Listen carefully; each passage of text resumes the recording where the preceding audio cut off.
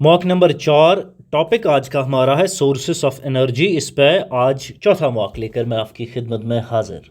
जनाब देख लेते हैं कि पहला क्वेश्चन जो क्वेश्चन नंबर 1 है किस तरह से एग्जामिनर फ्रेम कर सकता है और हमने फ्रेम करने की कैसे कोशिश की है। The question is consider the following statements. Consider the following statements regarding conventional and non-conventional source of energy. इस पर देख लेते हैं। क्वेश्चन आपके सामने है, स्टेटमेंट्स आपके 1, 2 एंड 3 गिवन है। क्वेश्चन है कि कौन सा स्टेटमेंट सही है, अकॉर्डिंगली हमें आंसर पिक कर लेना है from the given options A, B, C, D। ठीक है, अब स्टेटमेंट्स को देख लेते हैं। First statement is conventional energy sources are exhaustible in nature. पहला स्टेटमेंट ये बोल रहा है। डियर स्टूडेंट्स, आपका पहला स्टेटमेंट तो सही है। ठीक है, स्टेटमेंट फर्स्ट पे आ जाते हैं। पहले स्टेटमेंट पे पहला स्टेटमेंट मैं आपको बोल रहा हूँ सही है, शायद आप भी मान रहे होंगे। जो कन्वेंशनल सोर्स ऑफ एनर्जी है, फॉर एग्जाम्पल आपका कोल, आपका पेट्रोलियम, आपका natural gas, these are certain examples of conventional source of energy and these are exhaustible. ये स्टेटमेंट सही है, हम ये सब मान के चल रहे हैं, आप और मैं भी। दूसरे स्टेटमेंट पे आ जाते हैं, स्टेटमेंट सेकंड पे। Non conventional sources generally have lower environmental impact. दूसरा स्टेटमेंट मैं आपको फिलहाल के लिए ये बोल रहा हूँ कि आप मान के चलिए ये स्टेटमेंट भी सही है। दूसरा स्टेटमेंट ठीक है, स्टेटमेंट दूसरा भी सही है। आ जाते हैं स्टेटमेंट सेकंड पे, मैं बोल रहा हूँ आपको ये सही है। The example of non conventional source of energy, dear students, the one is solar energy, this is source of energy. Non-conventional source of energy, wind, this is another non-conventional source of energy. Tidal energy is another source of non-conventional source of energy, and they produce generally less pollution, which means they have less environmental or lower environmental impact। तो ये statement भी आपका सही है। The third statement, dear students, third statement is biogas energy is classified as non renewable source of energy. कौन बोल रहा है ये एग्जामिनर बोल रहा है, लेकिन हम बोल रहे हैं स्टेटमेंट गलत है। Dear students, biogas is considered renewable, it is considered renewable source of energy.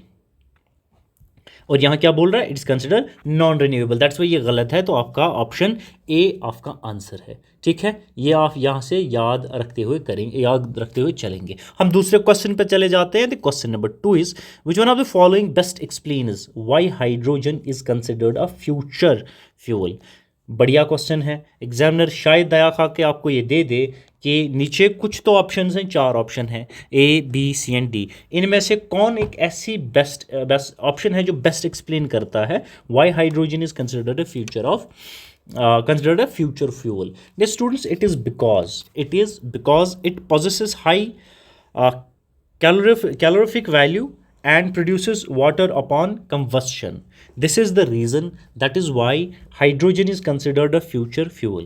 ठीक है, apologies for my pronunciation, but यही इसका आंसर है, because it is high calorific value, it has high calorific value and produces water upon combustion। Tongue twister हो गया मेरे लिए। ठीक है, तो that is why it is considered a future fuel, ये आपने याद रखना है। ठीक है, इट इज़ ऑल्सो कॉल्ड, शायद एग्जामिनर आपको ये भी दे दे, it's also called fuel of future. It is also called, hydrogen is also called fuel of future, ये भी आप याद रखेंगे। ठीक है, फ्यूल ऑफ फ्यूल। अच्छा, हो सकता है एडवांटेज, क्यों, that is why, because this is one of the reason because why hydrogen is considered a future fuel, right.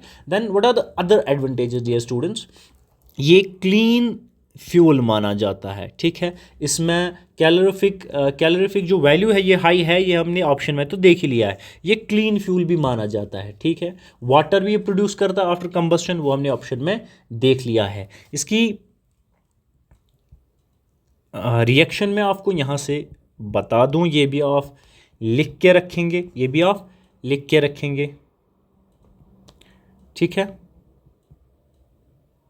ठीक है, ये आप लिखते हुए साथ में चलेंगे।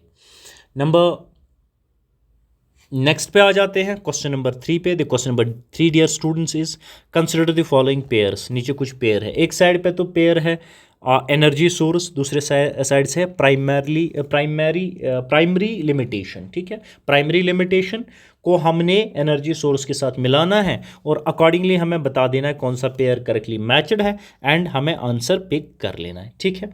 ये सारी चीज़ें हम देखें। The first pair dear students is, the first pair is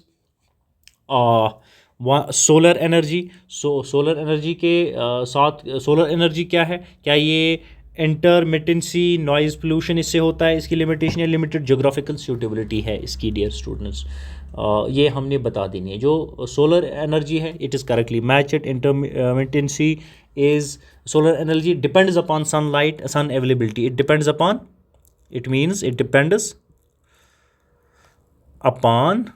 upon sunlight availability, ठीक है। तो ये आपका सही से मैच्ड है, करेक्टली मैच्ड पेयर है, इट्स करेक्टली मैच्ड पेयर। दूसरी पेयर क्या है आपकी, विंड एनर्जी। विंड एनर्जी में आपका क्या होता है, ये इसकी लिमिटेशन है नॉइज़ पोल्यूशन, ये भी आपकी करेक्टली मैच्ड पेयर है। थर्ड आपका पेयर जो है tidal energy. Tidal energy has a limited geographical suitability, ये भी करेक्टली मैच्ड है। सो आंसर क्या आपका होगा डियर स्टूडेंट्स, 1 2 3, विच मीन्स तीनों पेयर अब आपने याद ही कर लेनी है। Solar energy intermittency which means it depends upon availability of sunlight, wind energy noise pollution is its limitation, and tidal energy its limitation is limited geographical suitability. तो all the three are correctly matched, answer आपका D है। अगर question examiner आपको ऊपर नीचे करके ये दे दे, आपसे गलत नहीं होना चाहिए। ये अब आप अपने आप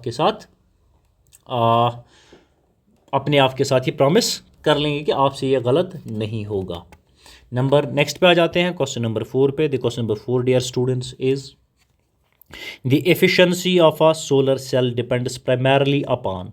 जो सोलर सेल है इसकी एफिशिएंसी प्राइमरली किस पे डिपेंड करती है, वो हमने बता देनी है। Dear students, the efficiency of a solar cell primarily depends upon conversion efficiency of, it depends upon conversion efficiency of a photovoltaic material। जो आपका फोटोवोल्टिक मटेरियल होता है उसकी कन्वर्जन्स एफिशिएंसी कितनी है, convergence efficiency of a photovoltaic material की, उसी पे एफिशिएंसी डिपेंड करती है सोलर सेल की प्राइमरली। ये आपने याद रख लेनी है, ठीक है। पहले तो ये पॉइंट ऑफ याद रखेंगे। नेक्स्ट पे आ जाते हैं क्वेश्चन नंबर 5 पे। The question number 5 dear students is, which among the following statement regarding biomass energy is are true. नीचे 3 स्टेटमेंट है, हमने बता देना है कौन सा स्टेटमेंट सही है यूजिंग कोड्स बिलो, ठीक है। नीचे कोड्स दिए हैं, इनमें से हमने बता देना कौन सा स्टेटमेंट सही है रिगार्डिंग बायो मास एनर्जी। पहले स्टेटमेंट पे हम आ जाते हैं। The first statement dear students is, the first statement is biomass energy can be obtained from agricultural waste। dear students, yes, the statement is correct about biomass energy। biomass energy can be obtained from, biomass आपका है biomass energy, it can be obtained from agricultural waste, it can be obtained from crop residue, it can be obtained from crop residue, animal waste, animal waste से आपकी biomass energy निकल, आप उसे ले obtain कर सकते हो। वुड वेस्ट जो है आपका, वुड वेस्ट, यहाँ से भी बायोमास एनर्जी आप ऑब्टेन कर सकते हो, which means from agricultural waste हम बायोमास ऑब्टेन कर सकते हैं। स्टेटमेंट सही है। स्टेटमेंट दूसरे पे आ जाते हैं। The second statement dear students is, biogas mainly consists of methane. ये डियर स्टूडेंट्स सही है। बायोगैस है आपका, ये मेनली कंसिस्ट करता है मीथेन। क्या करता है आपका, मीथेन कंसिस्ट करता है CH4, ये आप याद रखेंगे। स्टेटमेंट थर्ड पे आ जाते हैं।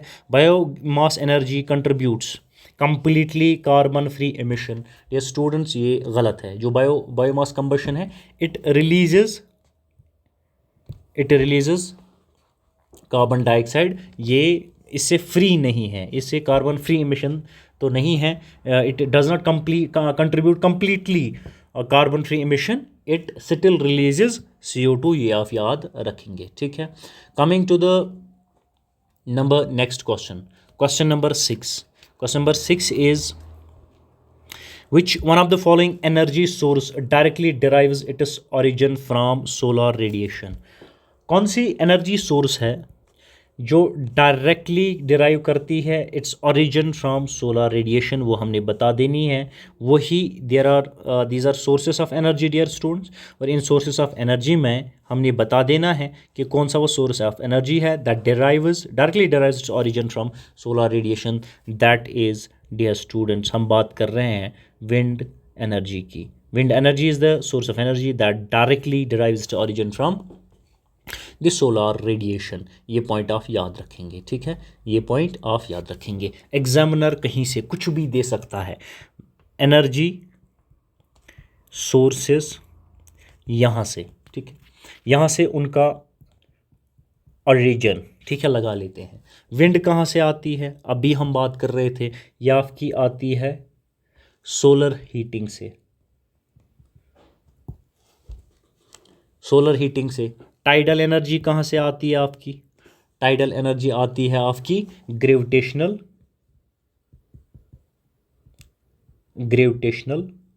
पुल से आ जाती है। जियोथर्मल एनर्जी का सोर्स क्या है, जियोथर्मल एनर्जी का सोर्स डियर स्टूडेंट्स क्या है, ये आप हमें कमेंट बॉक्स में अपने हाथों का यूज़ करके बताएंगे, ठीक है। आप नहीं बता पाए तो मैं आपको बता दूंगा फिर, ठीक है। आ जाते हैं हम क्वेश्चन नंबर नेक्स्ट पे, क्वेश्चन नंबर 7 पे। The question number 7 dear students is consider the following statements regarding tidal energy. कुछ स्टेटमेंट दिया, हमें बता देना कौन सा स्टेटमेंट सही है। The first statement is tidal energy is generated due to gravitational, tidal energy is generated due to gravitational interaction between earth, moon and sun. क्या ये सही है, बिल्कुल सही है। इसको तो आप नोटबुक में लिख के रट्टा मार के याद करेंगे। दूसरे पॉइंट पे आ जाते हैं, दूसरा statement, tidal power plant requires large difference between high tide and low tide. ये स्टेटमेंट सही है, हाँ सही है डियर स्टूडेंट्स। आपने क्या करना है, इसे भी रट्टा मार के याद कर लेना है। तीसरा statement, India possesses no potential sites for tidal energy generation. Dear students statement कुछ गलत कर गया है, हम आपको बता दें स्टेटमेंट गलत है। इंडिया का जो पोटेंशियल है, has potential, India has potential sites for tidal energy. कौन कौन सी है, एक तो आपका गल्फ ऑफ कच्छ है, कहाँ पे है आप मुझे बताते चलेंगे कमेंट बॉक्स में। Gulf of Kutch is a potential site for tidal energy. Gulf of Cambay is an another potential site for tidal energy. Sundarbans जो है आपके,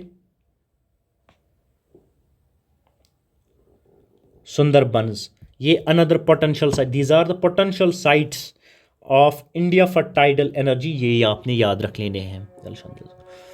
सो आंसर आपका ये है, ये साइट्स आप याद रखेंगे। आप साथ साथ मुझे भी बताते चलेंगे कुछ additional information regarding these topics जो क्वेश्चन में टच किए गए हैं। Number 8 is which one of the following is the most appropriate reason for considering fossil fuel is unsuitable in long term energy planning.